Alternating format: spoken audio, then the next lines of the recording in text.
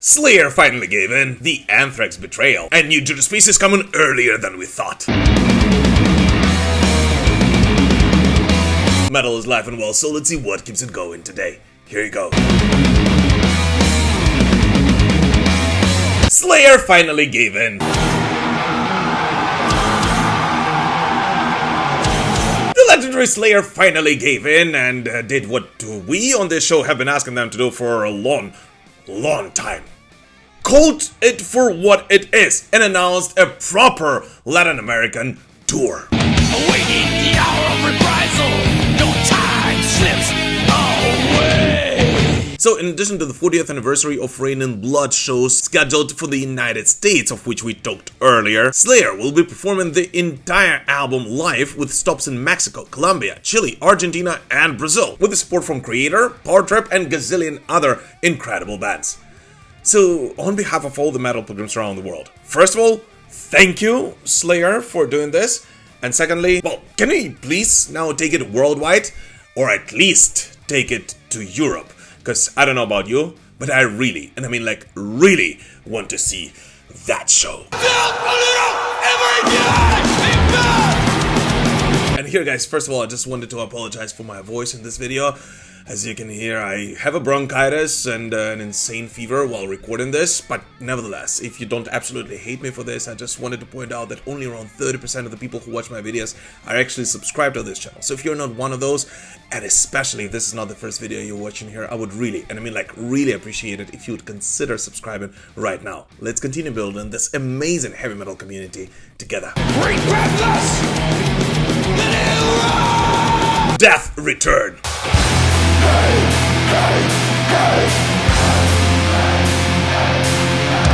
Death are back! Well, sort of. After a successful tour of their Left to Die tribute project, former Chuck Schuldiner bandmates Rick Ross and Terry Butler announced their debut studio release. So old school death metal is alive and well here in Brutal Assault today, yeah? As on tour, Ross and Butler will be joined by Gruesome and Exhumer members Matt Harvey and Gus Rios. And as Harvey explained, fans constantly approached them about the possibility of releasing new music. So after much contemplation, they decided to give in to those requests. But the craziest thing is that instead of writing new material, they actually decided to re-record and release some of the early Death demos, back from the days when Death was not even Death yet and was still called Mantis. And Matt himself picked the tracks that would make sense for a record from the gazillion of Mantis demos and rehearsal tapes, resulting in an album titled Initium Mortis, which according to Harvey will be somewhat of an alternative universe version of Death's debut studio album Scream Bloody Gore, as a lot of those early demos will be quite familiar to every diehard Death fan.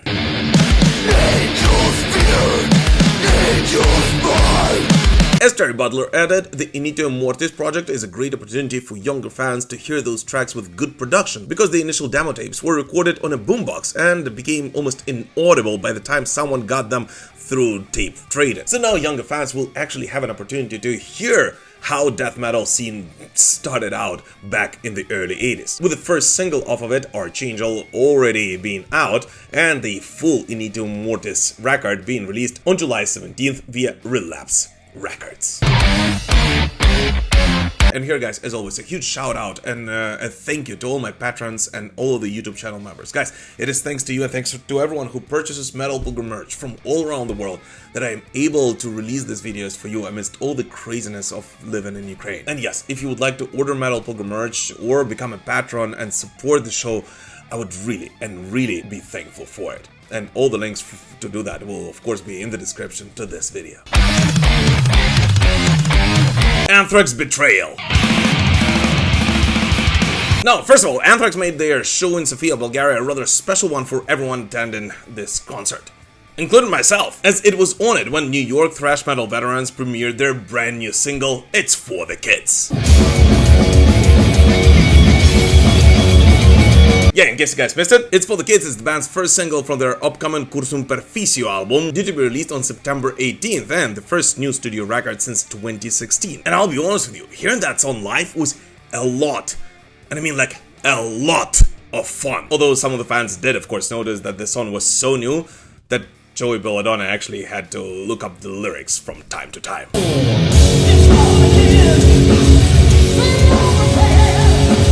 most pleasant thing about that performance was the whole fact that the brand new song was first premiered with nobody else but Charlie Benante behind the kit. As in case you guys missed it, before the start of this brand new Anthrax tour, which is supposed to be a huge one for this band given the whole fact that they just announced their first studio album in 10 years. Anthrax also announced that due to Charlie Benante's commitment with his other project, Pantera, and them opening for Metallica, he will temporarily be replaced by British session drummer Darby Todd. And from the announcement, it looked like it will actually happen on pretty much the entire tour, whenever Pantera is touring at the same time. And which, needless to say, felt like a real betrayal for all of the diehard Anthrax fans.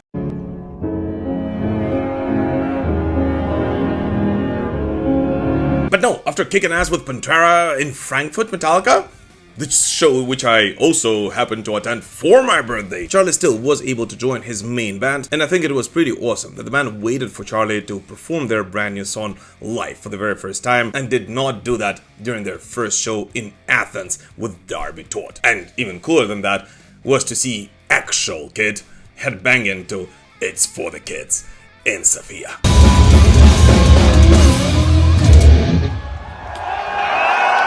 Shocked metal Pilgrim.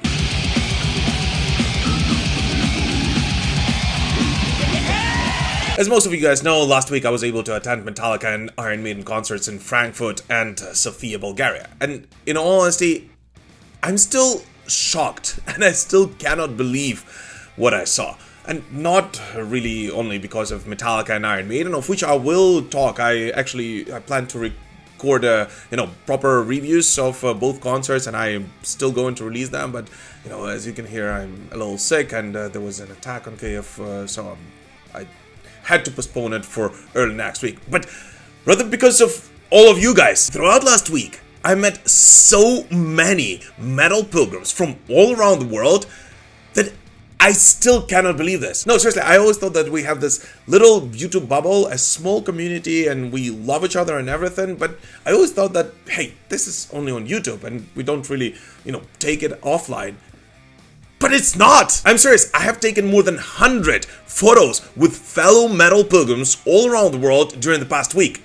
More than 100 photos! And the amount of love and support that I've felt meeting all of you is simply incredible, and honestly, it gives me strength to record these videos for you, do everything I can to grow this amazing metal pilgrim community, and to carry on amidst the hardships of, living in Ukraine. So from the bottom of my heart, guys, thank you so much to everyone who's taken their time to come say hi, take a picture, for all the birthday gifts and wishes that you guys gave me, and for this amazing heavy metal community that we're building together, that I just realized is actually much, and I mean much, bigger than I initially thought. Thank you!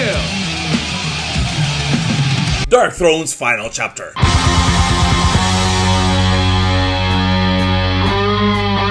Darkthrone are not really calling it quits, but their end is near. After the release of their highly anticipated and successful prehistoric metal, Nocturno Culto started reflecting on the band's future, revealing that no matter what anyone may think or believe, they are actually entering their final stage of their career, during which they once again want to switch their musical direction, which is something that is not really new to any Darkthrone fan, but at the same time, Nocturno also believes that this band, at the very best, has no more than 3 albums left in it. And under no circumstances, Nocturno Culto sees them releasing any more records after this. Which, on one hand, is a rather strange thing to say, announce the final 3 albums, but on the other, I definitely respect their idea of not stretching out this band for as long as they can, just to milk their old back catalog. And now the time has come for your favorite part of the video, so let's take a look at 5 latest metal releases from this week, which, although did not get their own segments in this video, are still definitely worthy of your attention. In this moment, released the single Sleeping with the Enemy, launching the next chapter of the band's career and their first album cycle with better noise music. The track follows the previously released Heretic featuring Kim Dracula and serves as another preview of the band's upcoming 9th studio album.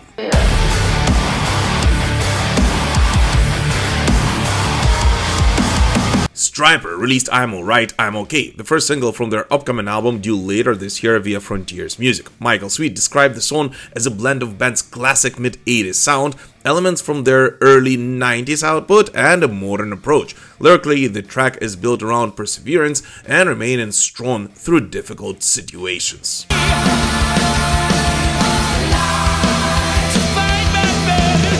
Flotsam And Jetsam released Rats in the Temple, the title track from their upcoming album of the same name, due on August 28th this year. The album is being presented as a reflection on manipulation, corruption, and destructive influences hidden beneath the surface. Devin Townsend released The Moth via Inside Out Music. Townsend has described this project as a work that had been developed in his mind for more than a decade, and at one point became what he considered his life's work. The album ultimately grew into a large-scale orchestral production involving choir and symphonic arrangements after a collaboration opportunity with the North Netherlands Orchestra emerged.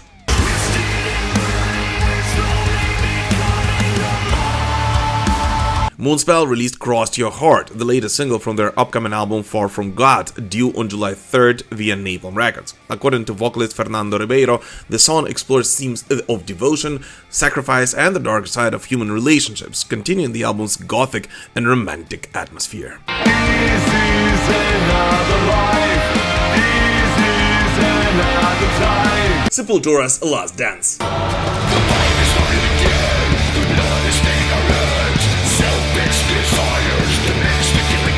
Extreme metal veterans Sepultura have finally announced the date and the place of their final ever concert, and it will, of course, take place where everyone expected it to happen. Oh my god, I can't wait! As though the band's final farewell show will happen in Mercado Livre Arena Pecambeo in São Paulo, Brazil on November 7th, and it will conclude the band's career that lasted nearly 4 decades. And in addition to that, in order to celebrate the end of the chapter we know as Sepultura, the band will also release a large-scale live compilation featuring 40 songs recorded in 40 different places during the farewell tour to document the intensity and the atmosphere of the tour, giving the final ultimate gift to all of their die-hard fans from all over the world. And now, here's the thing, I never really was a huge fan of Sepultura, but I absolutely respect them. So I can't even imagine how emotional this announcement that we all were kind of waiting for the past several months now is for all of the die-hard Sepultura fans. As I'm more than sure that when one of my favorite bands decides to call it quits and actually announce a date when this will happen, I would do everything I can to be a part of that celebration. Frozen Crown's saga continues.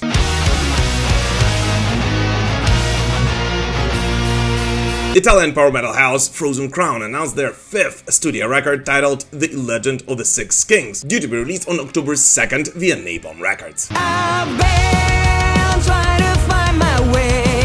According to the band's statement, this new album will expand the band's sound into a much more darker direction, as the vocalist Giada Atra changed her approach from a more cheerful to a more sinister one. And in addition to that, The Legend of the Six Kings draws itself directly from the debut album The Fallen King, continuing the saga of the King and the Tyrant, with the first taste of it and the single On Silver Wings already being out for all of the Frozen Crowns fans.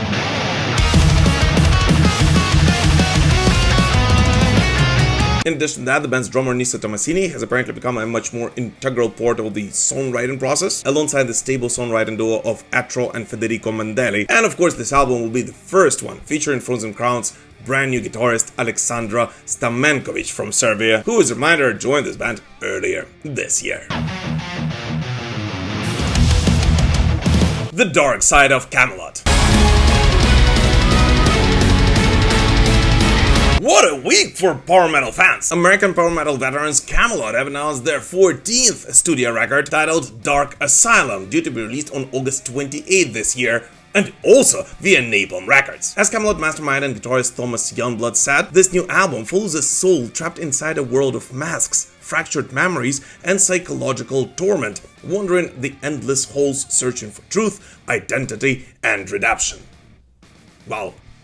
That's gonna be a cheerful one, and this descent into the darkness transforms into the journey of awakening with a hope and path into Sanctuary. Still hope for us under phantom divide. And as the band's frontman Thomas Karevik added, this time around they tried to do a more cinematic and haunted sonic landscape, and it was precisely that allowed them to experiment with a darker and more eerie musical themes than pretty much anything this band has done in their entire career. None. But the craziest thing is that that's not it for all of the Kamelot fans, as in addition to that, former Kamelot frontman Roy Khan announced his long-awaited new solo album due to be released in 2027. And according to Roy, it will be actually inspired by Kamelot. And he will actually be trying to capture the old Kamelot sound in this new album. So it looks like, yeah, Kamelot fans are up for a real treat in the coming months.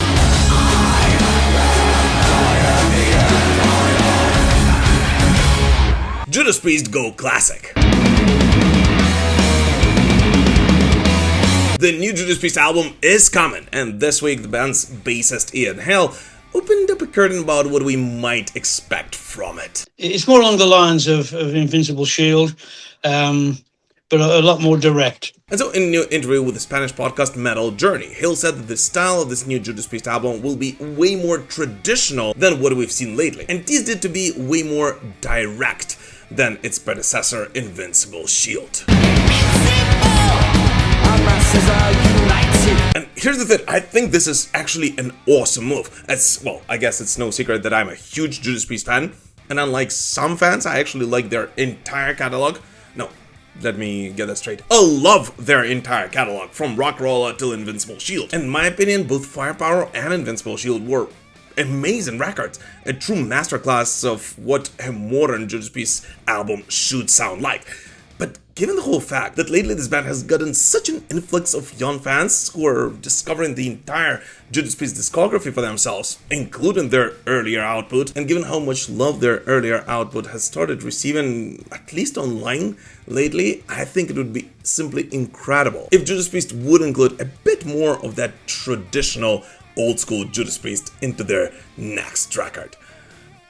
At least I will be all up for it. The killer metal album. But the most important thing is that according to Ian Hill, all of us Judas Priest fans actually do not have to wait for much longer, as Judas Priest's next studio record will most likely see the light of day as early as spring next year, most likely either in March or April of 2027.